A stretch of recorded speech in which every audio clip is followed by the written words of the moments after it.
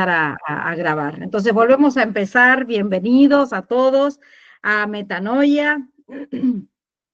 Y vamos a comenzar entonces esta clase sobre permanecer y no durar. Ese es el título que yo le puse hoy.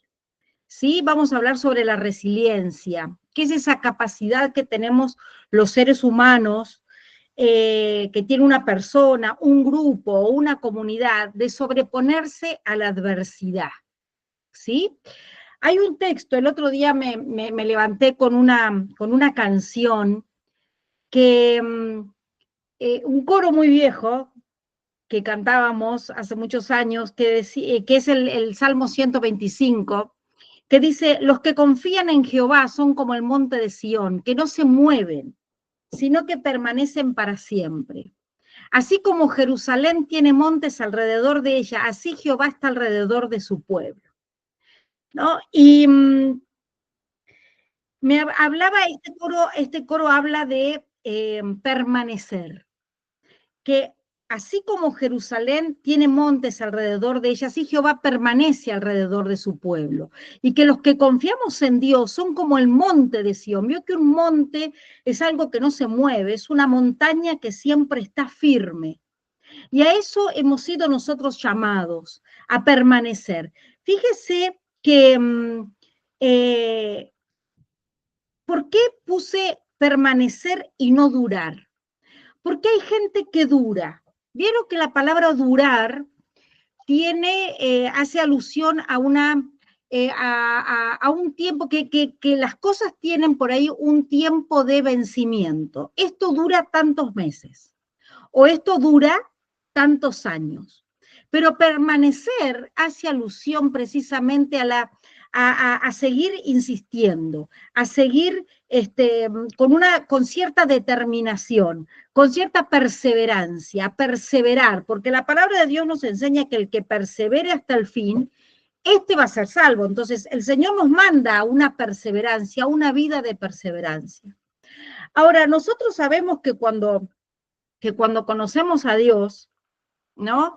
Y nacemos de nuevo, lo que hace precisamente ese proceso de metanoia o de transformación es tener que mudar nuestro yo interior, nuestro viejo hombre, nuestra vieja mujer, para poder transformarnos en la imagen misma de Dios, porque nosotros hemos sido creados a su imagen y semejanza.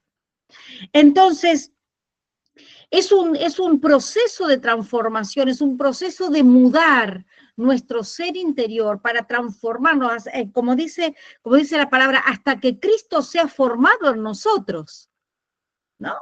Hasta que podamos mostrar la imagen de Cristo a través de nuestras vidas. Entonces, para eso necesitamos ser resilientes. Resiliencia. A ver, es esa capacidad que tiene un elemento de chocar sin romperse. Cuando algo se rompe, ya no es lo mismo, ¿no? Alguno tiene que empezar a recoger los pedazos y empezar a pegarlos, pero ya queda con cierta fragilidad. Ahora, esto me hace pensar a mí, ¿recuerdan esas películas? No sé si a ustedes les gusta, ¿no? Mirar esas películas de acción, donde van esos coches a toda carrera y chocan y siguen. Y a mí me llama la atención, ¿no? Porque esas son esas películas que uno dice, wow, nunca se le cortan los frenos, nunca se le rompe un semieje, siempre es como que siguen, continúan, chocan y vuelcan y dan unos trompos en el aire y vuelven a chocar y vuelven a seguir adelante. Es como que como que no terminan de romperse, a pesar de los choques, a pesar de la confrontación, a pesar de las adversidades. Y muchas veces nos pasa a nosotros así en la vida. Nosotros podemos formar una conducta o una vida, podemos hacer una vida resiliente, ¿sí? De chocarnos, que la adversidad nos confronte, que el rechazo, que el desamor, que las pruebas, que el duelo, que la crisis, que la traición, que el abuso nos choque, pero poder mantenernos firmes. Mire, hay personas que se quejan cada vez que tienen ciertas dificultades porque dicen, a ver, si yo estoy en Dios, ¿por qué me pasa esto? Si yo confío en Dios, porque es precisamente por esto, porque estás en Dios, es que te pasa esto. Porque en cada uno de nosotros necesita ser formado, porque la adversidad hace que nuestro corazón, que nuestro carácter se forme. Entonces, ¿cuáles son esas fuentes de la resiliencia? A ver, ¿dónde se sostiene la resiliencia para que sea formada en nosotros? En 4 pilares que son fundamentales. Primero, yo soy. Segundo, ¿qué es lo que yo tengo? El yo soy me habla de una identidad. ¿Quién soy yo? ¿Quién es usted que cree en Dios, que ha creído en su Señor en Jesucristo como su Señor y Salvador, que nos ha dado una identidad? Nosotros somos hijos de Dios. Nosotros no solo somos hijos de Dios, sino que Dios nos ha constituido como reyes y sacerdotes. La palabra de Dios en Pedro nos dice que nosotros somos real sacerdocio, que somos nación santa, que somos pueblo adquirido de Dios para mostrar las virtudes de aquel que nos sacó de las tinieblas a su luz admirable. Eso somos nosotros. Entonces, cuando yo me planto en esa identidad de que soy hija del rey, que soy hija del creador, y dejemos religiones de lado, ¿no? Hablemos de lo que realmente somos en Dios. ¿Mm? Ahora, ¿qué es lo que yo tengo? Dice que Jesús le dijo a sus discípulos, la gloria que yo tengo les he dado, se las he dado a conocer. Por lo tanto, ¿qué es lo que yo tengo? Somos portadores de la gloria de Dios. Por eso que podemos hacer milagros. ¿Qué es lo que yo tengo? Yo tengo una herencia en los cielos. Herencia, o sea que hay una parte que como hijos de Dios, así como nosotros como hijos naturales de nuestros padres, cuando ellos mueren nosotros heredamos propiedades, fortunas o deudas, en Dios nosotros también tenemos una herencia. ¿Mm? ¿Y qué es lo que? Hay una palabra que también me dice que yo estoy, hay una pata de esas bases donde se apoya la resiliencia, que yo estoy, ¿dónde estoy? La palabra de Dios dice que yo estoy sentada en los lugares celestiales con Cristo, que estoy reinando por sobre toda situación, por sobre toda adversidad. Dice sobre todo principado, sobre todas potestades, sobre todo señorío y sobre todo nombre que se nombra. Y dice que sometió todas las cosas debajo de nuestros pies, que es la iglesia. O sea que nosotros podemos levantarnos y sobreponernos sobre toda situación y sobre toda circunstancia. Estamos por sobre todas esas cosas. Entonces, cuando yo sé que tengo una identidad de que soy una hija de Dios, de que soy una reina, ¿no? Que soy pueblo adquirido, de que yo tengo herencia y de que porto la gloria de Dios, de que yo soy portadora del Espíritu Santo de Dios, de que yo estoy sentada gobernando en los lugares celestiales sobre cualquier adversidad, ¿no? También la cuarta pata que yo tengo es que yo puedo. ¿Qué es lo que puedo? Yo puedo todo. Yo puedo todo. La palabra de Dios dice, el apóstol Pablo decía, por todo y en todo he sido enseñado. Por lo tanto, yo puedo decir que todo lo puedo en Cristo que me fortalece. He sido enseñado en la adversidad, he sabido vivir en la escasez, en la pobreza, en la abundancia. No escapamos a todas esas cosas. Por lo tanto, una persona que ante la adversidad se puede levantar, ¿por qué? Porque hemos sido resilientes, Dios nos ha formado, ¿no? O nos da todos los recursos para que podamos ser personas resilientes, que podamos levantarnos de cualquier adversidad, ¿sí? Ahora, el conflicto saca lo mejor y lo peor de mí. ¿Y cuál es el ejemplo que nosotros tenemos? Si nosotros miramos, para mí hay un personaje bíblico que a mí me encanta mucho, que es el rey David, que antes de ser rey, nosotros sabemos que pasó por un periodo de formación, ¿no? Porque antes de que Dios nos envíe a cumplir con nuestro propósito y con nuestra asignación, no todos pasamos por un periodo de formación espiritual, de formación, no solamente espiritual, formación de nuestro carácter, porque si Dios nos diera de entrada todo lo que tiene para nosotros, no, si no formara nuestro carácter, seguramente lo echaríamos a perder. Ahora, fíjese, en Primera de Samuel, capítulo 22,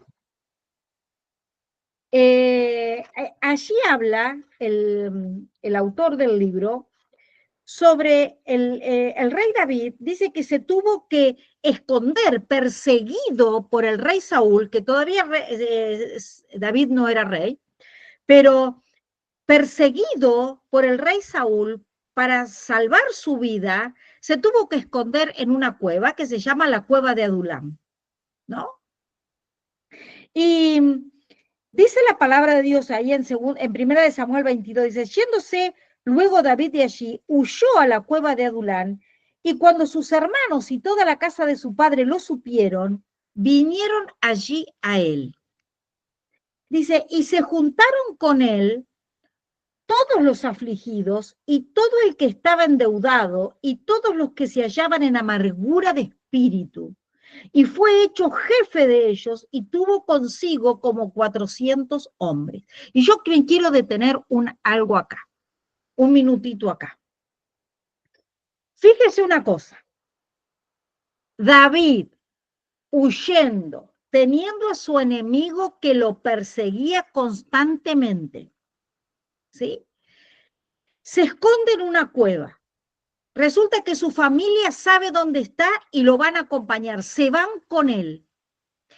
Y dice que todos los que supieron que David estaba escondido en esa cueva lo fueron a acompañar. ¿Y cuáles eran las características de esas personas? Él dice la palabra de Dios que eran todos los afligidos, los que estaban endeudados y los que estaban amargados. Fíjese que lo que uno atrae lo que es. Fíjese la condición en que estaba David. David estaba perseguido, ¿sí? Estaba realmente afligido, estaba temeroso porque nada más que y nada menos que el rey lo perseguía para matarlo, y todos los que estaban en su misma condición se unieron a él. ¿Se imaginan lo que sería esa cueva?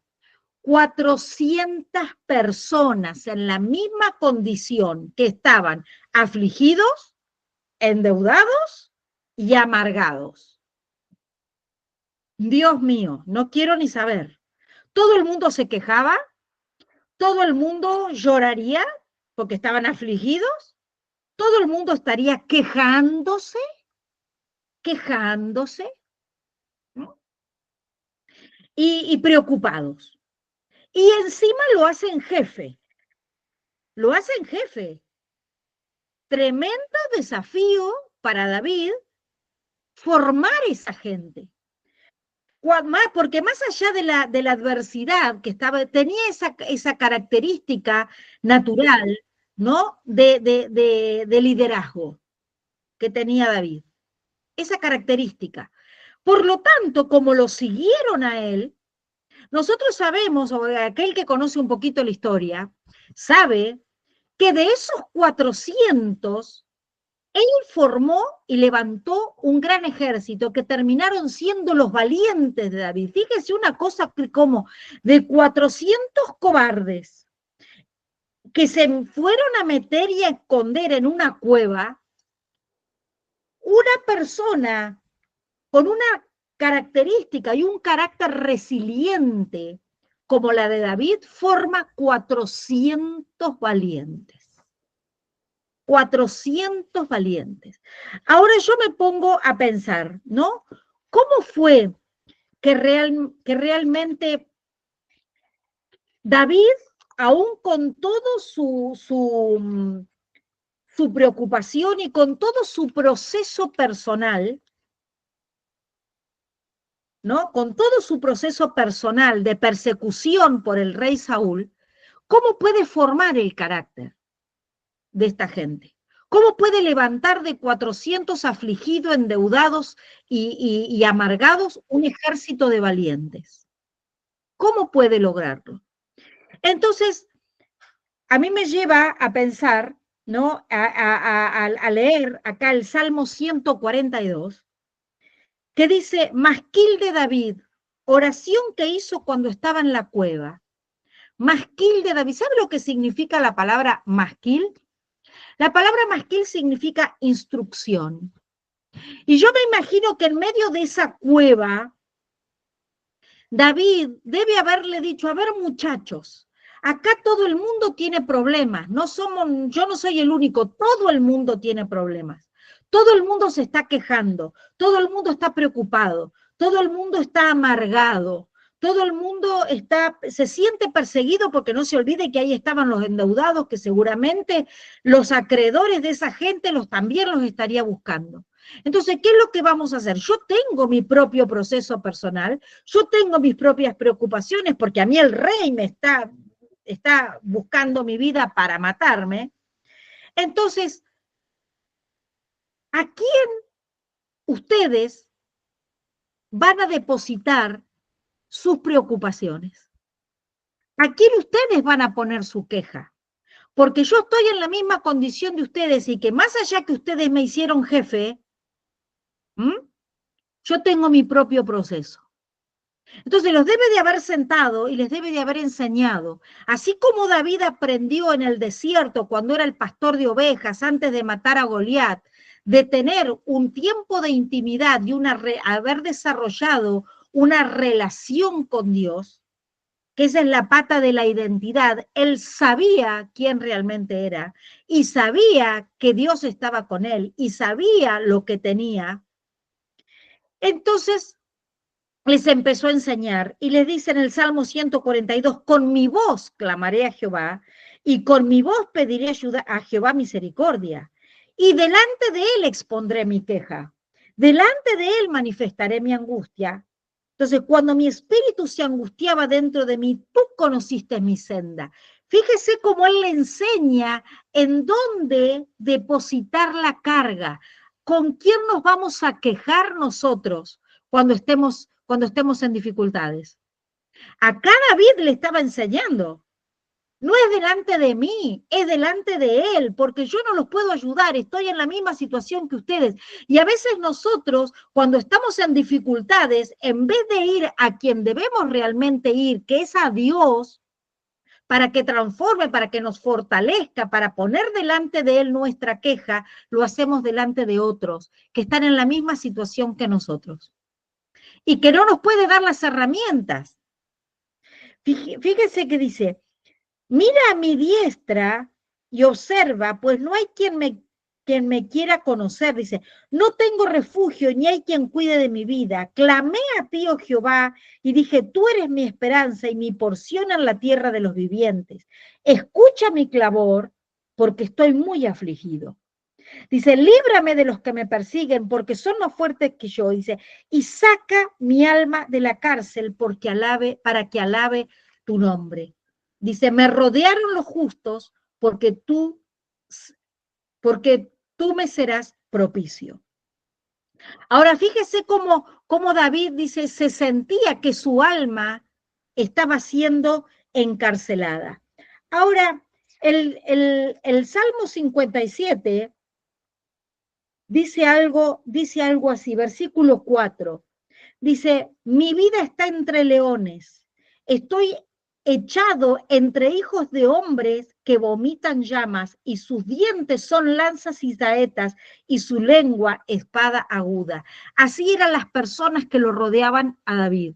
Estoy echado entre leones, su boca, cada vez que abrían su boca, echaban llamas, se quejaban, maldecían. Qué difícil que es vivir así. Ahora, qué tremendo el liderazgo de David, que a pesar de estar en la misma condición de estos hombres, perseguido y angustiado, sentía que su alma estaba encarcelada, pudo levantar de esos 400 un ejército de valientes, un ejército dispuesto a dar la vida por David. Cuando David en un momento dijo, ay, ¿quién me diera de beber un vaso, ¿no? de los pozos de Jacob? Ahí tres de sus valientes, dice que atravesaron todo el ejército, el campamento del enemigo, de los filisteos, y le fueron a buscar un vaso de agua para que él simplemente la derramara y dice, esta agua no la puedo tomar, la tengo que consagrar a Dios porque por este vaso de agua, tres de mis valientes se jugaron la vida atravesando el territorio enemigo. De esos valientes se levantó uno que dice que peleó tanto y defendió tanto el campo de lentejas, que dice, y el campo de cebada, dice, este campo, a mí este territorio es mío y no me lo saca nadie. Dice que peleó tanto que la espada se le quedó pegada en la mano. Eso es ser resiliente. Eso es ser que en medio de la adversidad, en medio del dolor, en medio puedas formar un carácter que te haga pelear, que no te rompa, que te haga pelear de tal manera que la espada se te quede pegada en la mano. Dios. ¿Cuántos me dicen amén a esto? Eso es ser, eso es poder levantarse. Eso es poder formar un carácter, ¿no? Que nada ni nadie te doblegue. Por eso que el conflicto saca lo mejor y lo peor de cada uno de nosotros.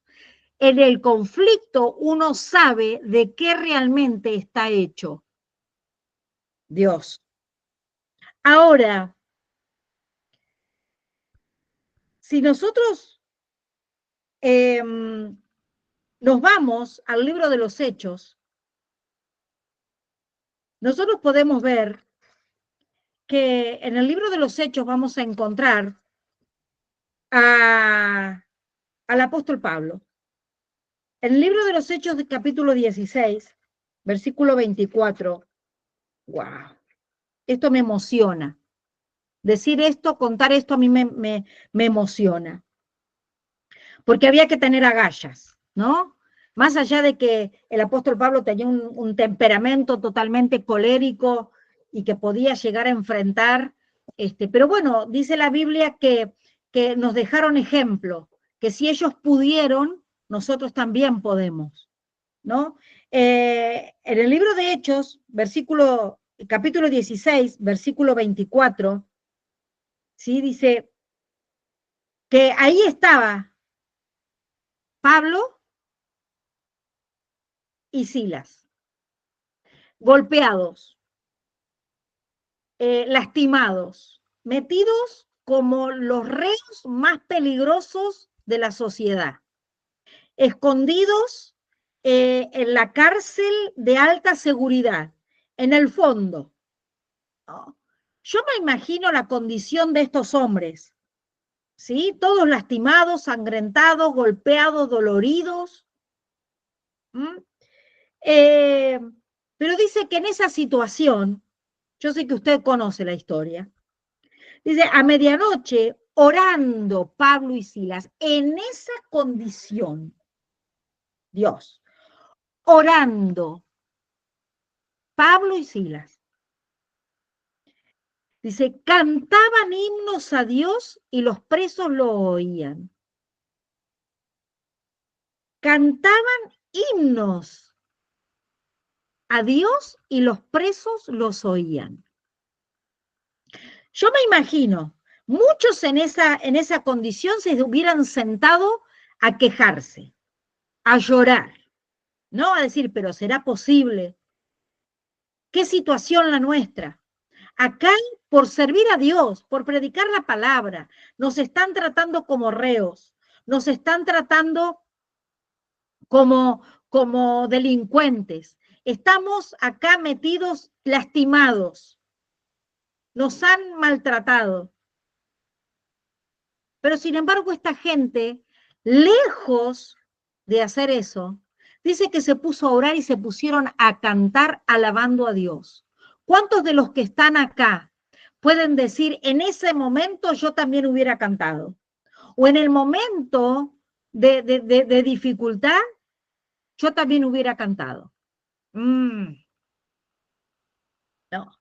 Sin embargo, tenían una personalidad resiliente, porque ellos sabían quiénes eran.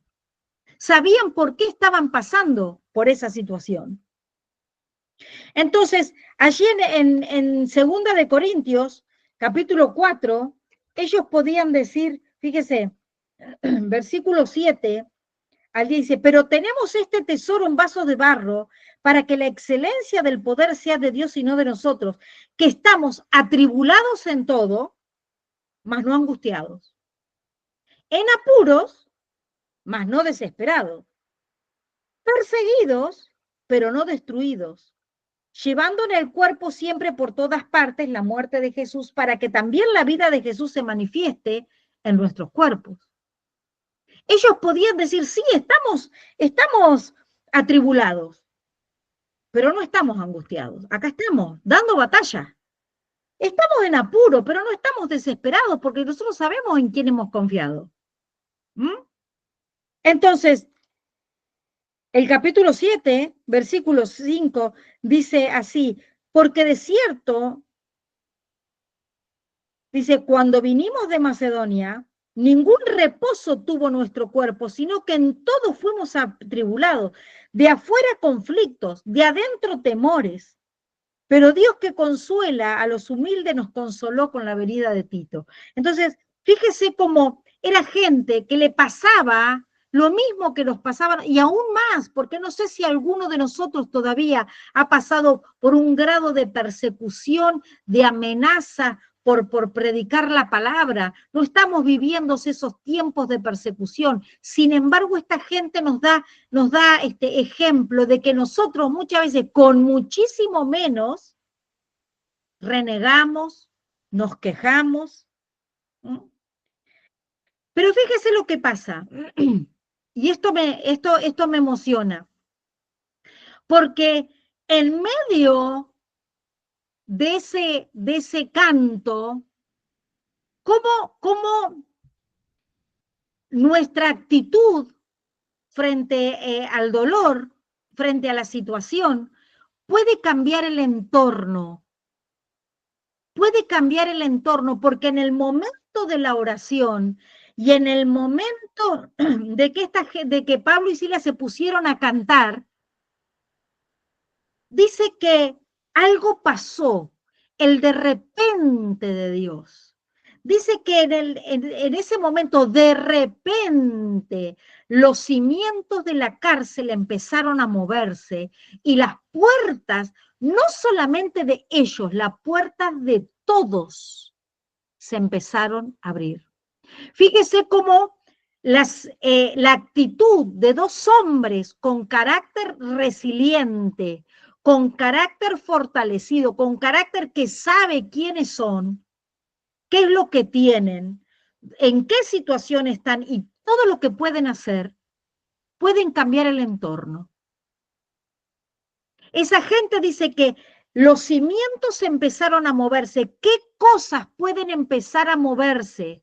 Fíjense que los cimientos de una casa, como los de la cárcel, son los que están abajo y que pueden mover toda la estructura.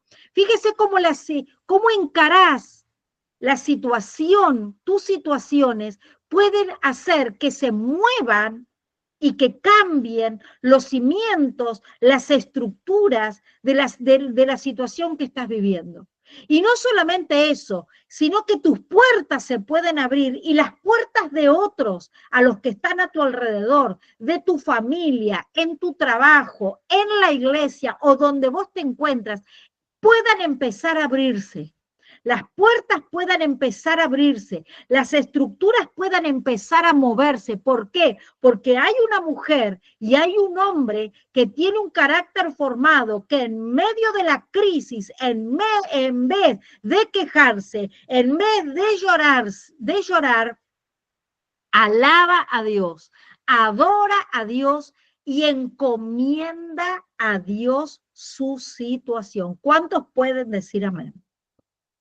Y si ellos lo pudieron hacer, nosotros también. La iglesia, hermano querido, la iglesia es un cuerpo resiliente.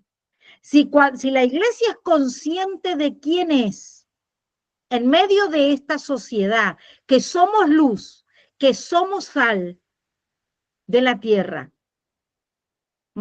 que todo lo podemos, que podemos gobernar por sobre todas las cosas, que somos más que vencedores, que portamos la gloria, aleluya, que portamos la gloria, podemos transformar el entorno. A veces decimos, ay, cómo me gustaría poder estar en un lugar de autoridad. Usted está en un lugar de autoridad en su casa. Usted está en un lugar de autoridad en su trabajo. Usted está en un lugar de autoridad en su barrio. A eso Dios nos ha llamado, a transformar, a influenciar. Tenemos, hermano querido, un radio de influencia a nuestro alrededor que usted y yo tenemos la capacidad de poder influenciar y transformar. Llevar el reino. Eso es metanoia. Eso es transformación, no solamente interior, sino a nuestro alrededor. Pero para eso tenemos que ser humildes y renunciar a la queja. Deje de quejarse y bendiga su desierto, bendiga su situación. Diga, gracias Señor, porque esto va a hacer que yo salga de esta situación y abandone este desierto más fortalecido. Busqué a Jehová y él me oyó.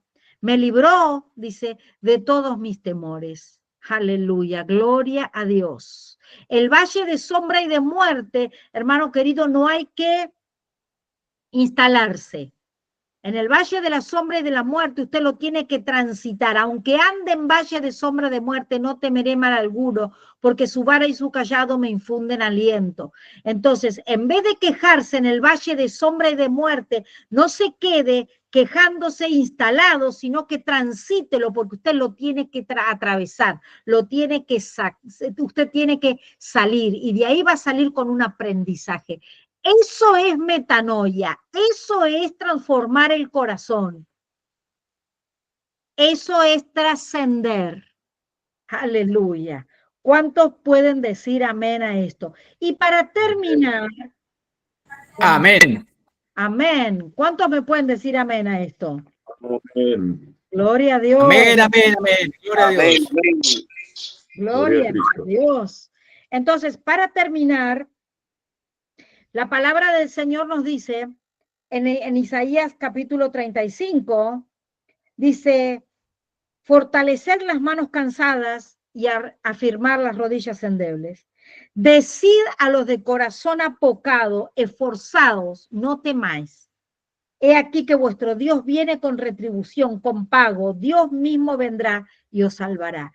Con esa palabra, en esta noche vamos a terminar. Decida los de corazón. Diga el débil, fuerte soy. Qué importante. La próxima vez que nos encontremos, voy a compartir con ustedes una palabra en cómo Dios transforma tu dolor en lo contrario. Cómo Dios transforma tu dolor en lo contrario. El tema es qué estás declarando en medio de tu dolor. El tema es qué estás declarando, qué estás diciendo, qué sale de tu boca, de tu interior, en medio de tu valle de sombra y de muerte y en medio de tu aflicción. Yo quiero orar por cada uno de ustedes para terminar. Yo quiero decir, como dice acá esta palabra, decid a los de corazón apocado. Yo no sé cómo te encontrás hoy. Yo no sé en qué situación estás. Por ahí estás precisamente pasando por un momento de aflicción, pasando por una tribulación, como decía el apóstol Pablo, atribulados, ¿no? Mas no angustiados, perseguidos, mas no desesperados, ¿no? Caídos, derribados, pero no destruidos. Sí, porque somos seres humanos y que estamos pasando por este proceso. ¿Mm? Pero en esta noche yo quiero orar por todos aquellos, para que ustedes puedan fortalecer las manos cansadas y afirmar las rodillas endebles y puedas levantarte. Extende tu mano hasta este lugar y vamos hacia allí donde estás en tu casa y vamos a orar al Señor. Yo quiero pedirle a Dios que en este tiempo, Señor, aquí en tu presencia, Señor, tú puedas fortalecer a cada uno de los que están, Señor, realmente pasando por dificultades. Algunos que están pasando por este proceso, Señor, de formar ese carácter resiliente, Señor, que quizás han chocado, que quizás están confrontados, que quizás se encuentran derribados, pero sabemos que podemos estar derribados, pero no destruidos, que podemos estar perseguidos, pero no desesperados. ¿Por qué? Porque sabemos que tú estás con nosotros. Señor, en esta hora, yo mando una palabra de fortaleza a aquellos que están con las manos cansadas, a aquellos que están con las rodillas endebles, que quizás les está costando ir a tu presencia, a orar, Señor, a buscarte, pero en el nombre poderoso de Jesús. Ahora yo declaro que se levantan, ahora declaro que son fortalecidos. Señor, en tu nombre, Padre Santo, que cada uno entienda y pueda tomar alta conciencia de quién realmente somos cada uno de nosotros en ti, en Dios, que tú nos has predestinado, Señor, que somos reyes, que tenemos la capacidad de gobernar, Señor, por sobre toda situación, porque no estamos solos, porque tú estás con nosotros. Señor, en el nombre poderoso de Jesús, en esta hora, Señor, yo bendigo cada una de sus vidas, Señor, y declaro, Padre Santo, que aquellos que están siendo procesados en medio de una formación, de una transformación en su interior, Señor, ninguno de ellos decaiga, ninguno de ellos baje los brazos, Señor, ninguno de ellos abandone la carrera, porque muchas veces, oh Señor, no dejamos, no abandonamos, aleluya, por el pecado, sino que abandonamos por cansancio, Señor, y tú nos has llamado a perseguir, a perseverar hasta el final, porque vuelvo al principio con el Salmo 125, porque los que confían en Jehová son como el monte de Sión, que no se mueven, sino que permanecen para siempre. Señor, declaramos que en esta noche permanecemos en ti, fortalecidos en ti, con un carácter resiliente, que sabemos quiénes somos, que sabemos lo que tenemos, que sabemos dónde estamos y sabemos que todo lo podemos en Cristo, que nos fortalece. En el nombre poderoso de Jesús, te doy muchas gracias. Amén y amén. Gloria a Dios. Gloria a Dios. ¿Alguno tendrá en esta noche algún testimonio para contar? Algo que quiera compartir. Gloria a Dios. Amén. Angélica. Angélica, sí, levanta la mano. Muy bien, Angélica. Sí, abrí tu micrófono. Sí, sí. Yo quiero verte. Muy buenas noches, amados. Sí. Es un placer compartir con ustedes esos testimonios de vida. Y es uno de los más importantes. Sí. ¿Qué me ha sucedido? Sí, contanos. Recuerdo mucho en Romanos 8, Sí, cómo me fortalecían esas palabras. amén. Cada que yo estaba en una situación difícil, yo Sí. me impactaba muchísimo porque pensaba que cómo era posible que ante tanto dolor y ante tanta pena me afianzara más a su amor en Amén. vez de estar en desesperanza o estar en tristeza.